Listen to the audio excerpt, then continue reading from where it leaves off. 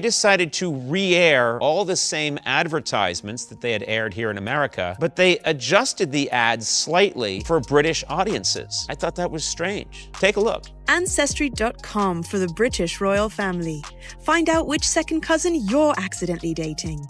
Oreo biscuits. There's a black and white marriage we can all agree on. I thought the Oreo ad was unnecessary. They didn't need to do that. Conan O'Brien just torched Meghan Markle's so-called luxury jam brand, and he didn't even have to break a sweat. One offhand joke, and suddenly Meghan's American Riviera Orchard project turned into a full-blown punchline. She wanted to be the next Martha Stewart, but Conan's delivery was so sharp it sliced through her whole rebrand like butter. But wait, it didn't stop there. Yeah, but my dad got out of copping and then became a food broker, which we're like, come on, that's What? CIA, right? Yes. And he's like, no, I really am a middleman for jars of jam. He works for Meghan Markle. My Really dad- tiny jams, harvestable jam made from the oils of Montecito. Well, what's brilliant about what she's doing is she knows people want to spend money, and spending money makes them feel like they're getting something that's better, even though it might not necessarily be true. You can tell when you watch the show, she thinks just we're all animals, and we're all just kind of pigs in the mud, and that she's helping us with jam and honey. I think Harry's a fucking twat. Like, my life was so hard. Everybody's fucking life is hard. Yeah, you were true. the prince of That's a true. goddamn country who dressed up as a Nazi, and now you're trying to come back as the Pope? Suck it. I said Meghan Markle is, of course, a lifelong feminist, which she's demonstrated by marrying a prince and giving up her job. Conan dragged Meghan and Harry straight back to their Oprah interview era, and the jabs were absolutely brutal. He mocked the melodrama, the tone, the "we just wanted privacy" vibe, and the crowd couldn't stop laughing. It was the kind of roasting you can't PR your way out of, no matter how many publicists you hire. And just when you thought it couldn't get more embarrassing, Conan unveiled a whole segment ridiculing their wax figures at Madame Tussauds, turning royal replicas into comedy props. Then he brought on a fake museum employee who creepily claimed he was the one storing them, and what he said next had everyone's jaws on the floor. Now, I was curious what they did with Harry and Meghan's wax figures, so I found the museum employee who's temporarily storing them. It got weirder by the second. Conan turned that fake worker into a twisted character who joked about talking to the wax figures, even saying things that made the audience gasp. That's the kind of mockery that sticks. It burns into public memory and reshapes how people see them forever. But then, Jimmy Carr jumped in with a line so bold that even late-night hosts wouldn't touch it. And that's where things really start to explode. Jimmy Carr didn't just make a joke. Oliver, you have generously offered to keep the wax figures of Harry and Meghan safe. Yeah, that's correct. And if I may, I would just like to say that I'm definitely not using the wax figures for sex stuff. He dropped a bombshell. He went there, bringing up the one scenario the palace never wants anyone to mention. He said, "Imagine if Charles is gone, and heaven forbid, something tragic happens to William and Kate. One plane crash, one freak accident, and suddenly Harry and Meghan are next in line for the throne." The crowd went dead silent. That's the royal nightmare nobody dares to picture, yet Jimmy threw it out like a live grenade. They are in a loving home, and I treat them better than the museum ever did. They didn't appreciate Meghan's soft hands or Harry's supple lips. They are in a loving home, Conan, and I treat them better than the museum ever did. They didn't appreciate Meghan's soft hands or Harry's supple lips. We'll get to that clip in a moment, but first, let's talk about what the British talk shows have been saying about the Sussexes lately. Because, wow, it's savage. These hosts didn't just criticize them, they obliterated them. I think he's a twat. He's a whining, whinging, complaining, woe is me, I'm the only one that's ever had mental problems. Kelly called a prince a twat on live television, and that alone shows how far Harry's reputation has crashed. A few years ago, he was the people's prince. Now, he's a walking punchline. You've been handed the world and every major contract, you had podcasts, you have all of this, and you didn't deliver because There's nothing to deliver. Yeah, because you don't have it. And that's okay. And I think they do have a right to privacy, but that doesn't seem to me what they're looking for. And Kelly wasn't wrong. Netflix didn't sabotage them. Spotify didn't set them up to fail. These platforms gave them everything: elite producers, global exposure, and multi-million-dollar contracts. Yet somehow they still flopped. That's not bad luck, that's a lack of substance. The curtsy, the thing she said about medieval times, her lunch with the Queen was like medieval times, which, as you know, is a Disney-type entertainment place for kids. And it's just so horribly disrespectful and just a wine fest. They just don't have anything fresh or authentic to say, and audiences can feel it. Then Sharon Osborne stepped into the mix. And when she starts talking, you know it's about to get messy. She didn't sugarcoat a single thing. Cuddly, lovey, holding hands, going everywhere together. It's so disingenuous. It's like, come on. That whole medieval times narrative Meghan spun was flat out ridiculous. She acted like meeting the Queen was some kind of dark, oppressive ritual, like she was trapped in a royal dungeon instead of being introduced to the most famous grandmother on the planet. Sharon Osborne wasn't having it for a second. She called Meghan out hard for the over-the-top dramatics and the total lack of respect. The audience felt that sting. And here's where it gets deeper. It's all just craziness going around and around, and he's turned his life and the royal family's life into a soap opera. Body language experts have been saying this for years. That constant hand-holding, the non-stop public affection, the exaggerated gazes. It's not natural for couples who are actually comfortable with each other. It looks staged, like they're performing love instead of living it. Every red carpet pose screams, "Look at us, we're perfect." Do you know what? You've got a great life. You've got a beautiful family. You're so much in love. Move on. Get a life. Move on. And they just can't seem to, because their living is by telling their truth on the royal family. That's how they make their living. When in reality, it feels like they're desperately holding their image together. What's crazy is, Harry should know better. He literally grew up watching his parents' marriage crumble under media pressure. He's seen what happens when the cameras stop being friendly, yet here he is, turning his private life into a reality show, packaging every personal moment for profit. The irony? He's become exactly what he once claimed to escape, and here it is. You just think about her children. They have no family. They have their grandmother, Meghan's mum. That's it. There's no cousins, no aunts and uncles, no other grandparents. There's 2 little babies that have grown up that will never meet or know their cousins because they're not growing up with them. The uncomfortable truth nobody in Hollywood or Montecito wants to say out loud. Their entire business model depends on the royal family staying dramatic and divided. If the world ever stops caring about palace gossip, Harry and Meghan lose their spotlight instantly. I think they're totally lost. You know, one minute they're making a cartoon, then they're doing a documentary on them, now they're saving the world. They just haven't found their path in life yet. Every deal, every documentary, every exclusive interview, it all feeds off royal chaos. Without that tension, their brand collapses overnight. It's a sad cycle. It's going to end very, very badly, and I don't know why. It's like history repeating itself. They need the family they keep attacking to stay relevant. And the real heartbreak? Those kids are going to grow up and see all of it. I haven't from day one been into the fact of, you know, talking about private things that went on in the royal family when they were a part of it. And the thing is, it's just their point of view. We haven't had the other point of view. One day they'll Google their parents and realize they have grandparents, uncles, aunts, and cousins who've completely distanced themselves. Imagine trying to explain that to your own children, that they were cut off not by accident, but by choice. That's not independence. That's isolation dressed up as empowerment. The rebrand attempts are starting to look downright desperate. Don't bring it to the public. Nobody wants to know about it. Every family has problems. Keep it to yourself. Keep it to yourself. Royal life flopped. Hollywood production flopped. Podcasting flopped. So what's next? A lifestyle brand, a polo documentary, maybe another exclusive tell-all. They've tried every angle, yet nothing sticks because the foundation is built on victimhood. You can only play the sympathy card for so long before the audience moves on, and that time has come. Should she go to her father? Yes, she should. I didn't talk to my father for 18 years. He used me in his companies and all of that. Even Sharon Osborne spotted it instantly. She's seen this Hollywood pattern 100 times. Couples who thrive on chaos, who can't survive without conflict or attention. They become addicted to the drama, feeding off the spotlight until it eats them alive. It never ends well, and everyone in the industry knows it. The only question left is when it'll all collapse. Meanwhile, the royal family can't even clap back without looking petty.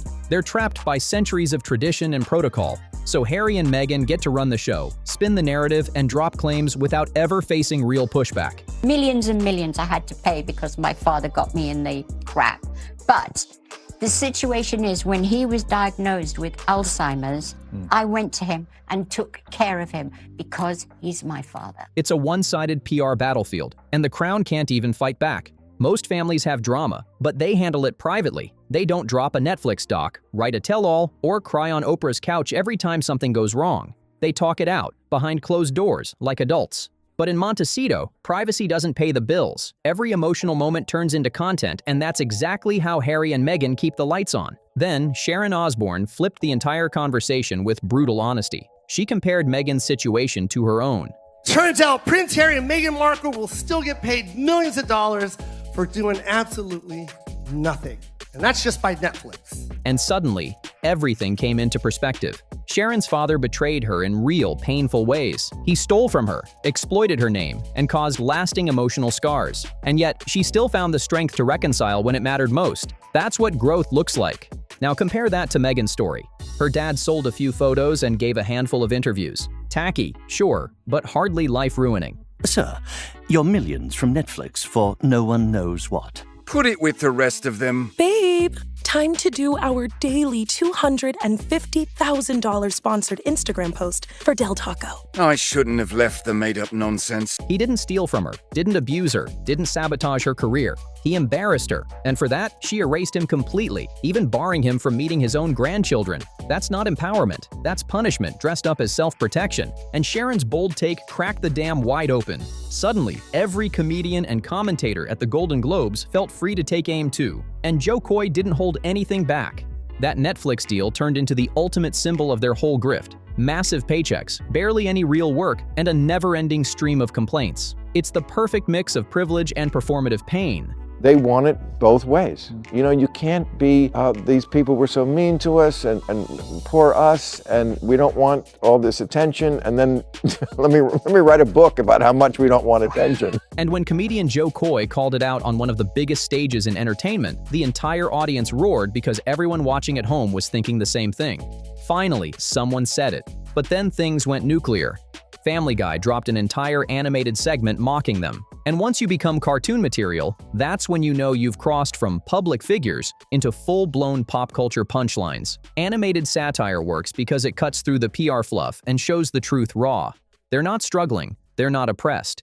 They just strike me as creatures of that generation. You know, you're just fragile. Just take a hint from the Queen, the recently departed. Never complain, never explain, and rarely be heard speaking in public. They're influencers with royal titles, playing pretend about privacy while doing sponsored content in luxury mansions. And just when the mockery seemed to peak, Bill Maher came swinging harder than anyone else. His rant tore through every layer of their hypocrisy. He said what millions have been silently screaming. The constant contradiction between what they say and what they do isn't just annoying anymore, it's straight up insulting. The world's been gaslit into believing they're victims, when in reality, they're running one of the most profitable pity parties in modern history. Bill Maher's takedown hit different, because it wasn't just about Harry and Meghan's drama, it was a generational diagnosis. He basically summed up their entire mindset in one shot. You're complaining about your hard life, and you're so privileged. It's just so weird. It's ridiculous. I totally agree. Fragility dressed up as strength. Complaining disguised as activism. It's not just them being misunderstood, it's a whole way of living, where every inconvenience turns into a cause, and every criticism becomes an attack. And when you lose Bill Maher, a liberal who's usually first to defend progressive causes, that's when you know you've officially gone too far. I don't think they will change because I don't think they have the capacity to, but they obviously should. Even people who want to root for them can't ignore the privilege gap anymore. You can't preach about oppression from a Montecito mansion worth millions and expect sympathy forever. Then came John Oliver, usually the most careful voice in late night.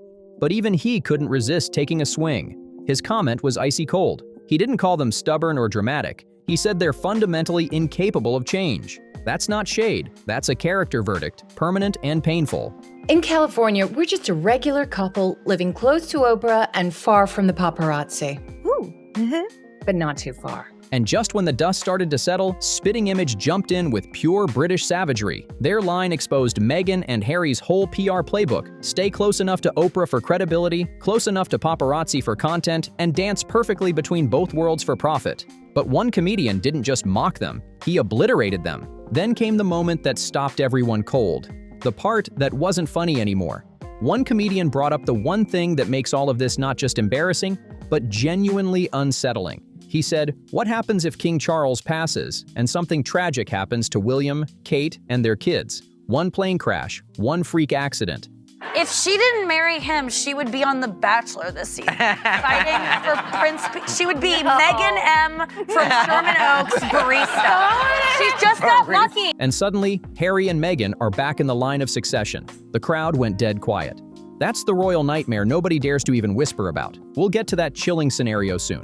But first, you need to hear how the comedians went off next. Because some of these comics didn't just aim for laughs. They went straight for the jugular. Nikki Glazer, known for her savage honesty, dropped a reality check so sharp it sliced through every PR illusion. Without Harry, Meghan's just another struggling actress competing on reality TV. And nobody is a realer housewife than Meghan Markle, who married this ginger retard and took him out of his racist family so that they could live in Beverly Hills or wherever the fuck they live. That hit like a lightning bolt. She said the royal marriage wasn't destiny, it was luck, and that luck is the only reason anyone even knows her name. Then Tim Dillon entered the chat, and when Tim speaks, you brace yourself. He called Meghan the ultimate real housewife, and honestly, it fits too well. The drama, the victimhood, the constant need for cameras. She didn't leave that world, she expanded it. Same reality show energy, just with castles and coronets. But Tim didn't stop there. He turned the fire on Harry too. He said, "Look, this might sound harsh, but Harry went to Afghanistan for PR, a prince with every imaginable privilege, choosing a war zone just to prove he's not spoiled, only to come home and complain about how hard life is." That's next-level irony. The disconnect between their words and their world is insane. Harry is an idiot. He signed up to fight in the Afghanistan war. That was a dumb move. You're a fucking prince. What are you doing that shit for? These aren't surface-level jabs anymore. These are brutal, honest character takedowns cutting through all the PR gloss. And all this mockery, all these jokes would just be entertainment if it weren't pointing toward one terrifying possibility. Jimmy Carr didn't just tell a joke. He ripped the curtain off the one nightmare scenario the royal family never wants anyone to mention. He said, "All it takes is one plane crash. One, that's it. Charles isn't young, and let's be real, time catches up with everyone. If, heaven forbid, something ever happened to William, Kate, and the kids, Harry would be next in line." Suddenly, all those jokes about their chaos, their grift, their total lack of direction stop being funny. They start sounding like a warning siren. Remember how King Andrew used to be the go-to punchline for royal scandal? The ultimate worst-case scenario? Well, that might have been the old nightmare. But King Harry with Queen Consort Meghan, that's a real possibility now, and it's chilling. My problem with it is people say, oh, you know, Harry and Meghan, you should let them do whatever they want. They should be allowed to do this. People think it doesn't make any difference, but it does make a difference. Because if something terrible happened to William and Kate and the kids, right? The Queen and Charles are very old. They're going to go at some stage. And then you're left with King Andrew. No one wants that. Is that true? Because you've got a William, then you've got a Kate, then you've got a George, then there's loads of them. Yeah, they're one light aircraft crash away. A woman who once compared having lunch with the Queen to a medieval ceremony, and a man who cashed in his family's private life for Netflix money. These are the people who could technically sit on the throne one day. Just imagine that level of instability leading the monarchy. And that is exactly why the mockery matters. This isn't just late-night humor or tabloid gossip anymore. It's cultural accountability in disguise. Every roast, every punchline, every savage comment from a comedian is highlighting what the public's been feeling for years. That their behavior isn't royal, it's reckless. Because whether the palace likes it or not, they're still in the line of succession, still part of the system they claim to reject. If the unthinkable happened, they'd be back in the spotlight instantly, not as celebrities, but as rulers. That's why none of this is truly funny anymore. So what do you think? Are comedians being too harsh, or are they simply saying what everyone's secretly been thinking? Drop your thoughts below, smash that like button, and hit subscribe for more royal chaos, because this story's far from over.